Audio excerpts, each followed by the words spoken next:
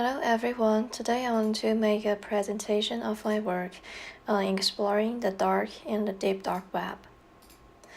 The whole report will start from basic introduction to dark web, and I want to put emphasis on some interesting facts about dark web. Finally, I want to say some facts from both bad and good sides of the dark web has influence to the digital world.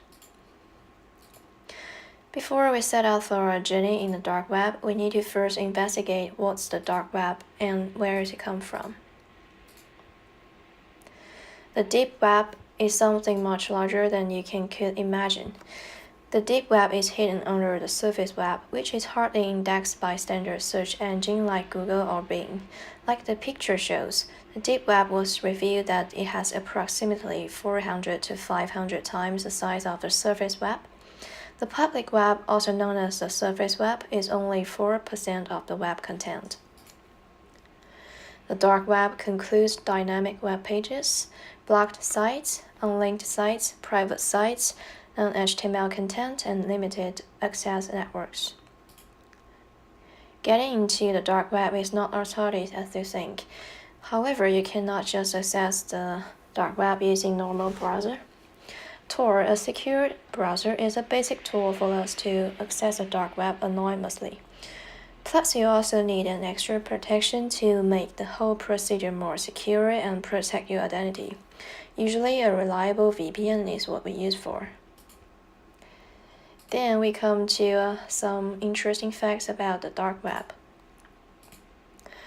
We know that dark web protects the hidden webs from public search engines. There are several methods to use. Contextual webs are web pages with content varying from different access contexts.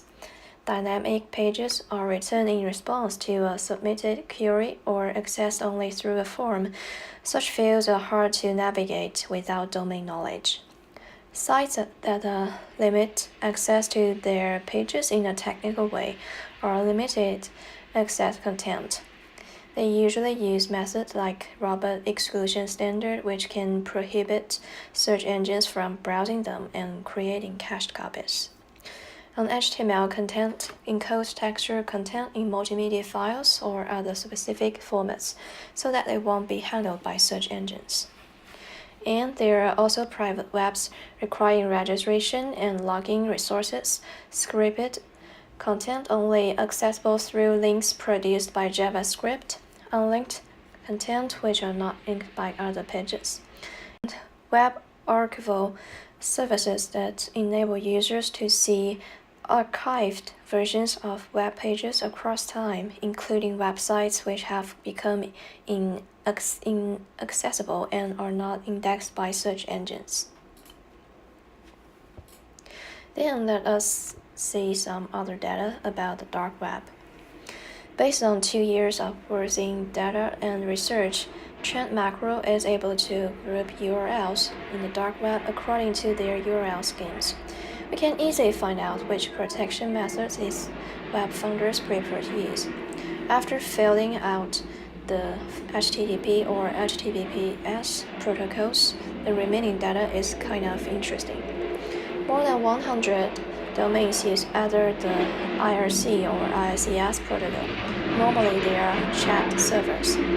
Besides that, about 9,000 suspicious pages were identified among this. More than 30% of the links in the suspicious web pages were disease factors that led users to malware download sites. And the next two classifications were proxy avoidance, URLs that provide VPN access or ways to avoid corporate firewalls, and child exploitation. The Hidden Wiki bears the highest number of suspicious surface web links.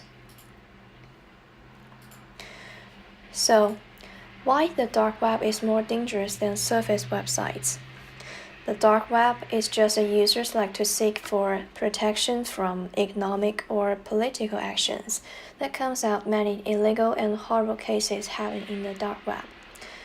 For example, dark markets, a Silk Road, are enormous marketplace selling everything. There are kinds of items to be sold, from normal things like clothes and books to more illegal goods as drugs and weapons.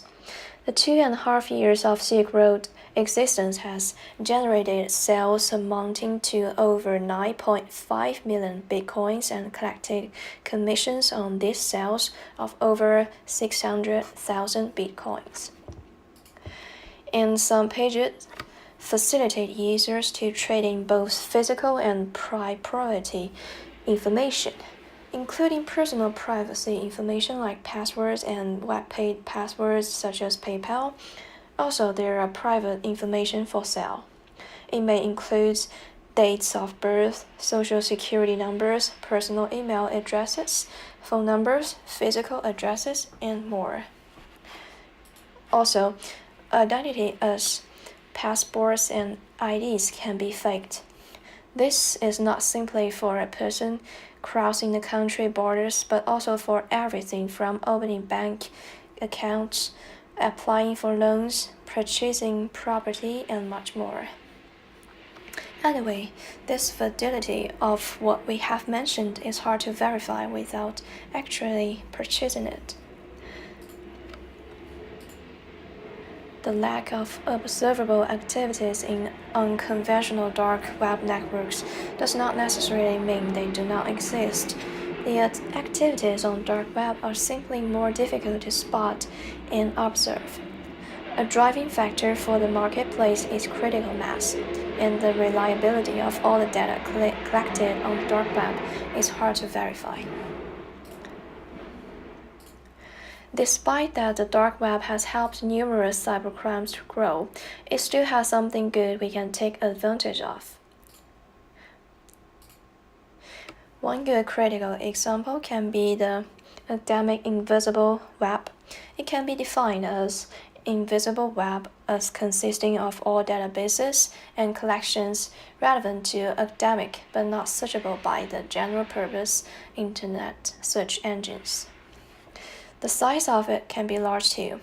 According to a report published in 2007, a long time ago, there have already been nearly 9,000 word-oriented databases, some 80% are full text information.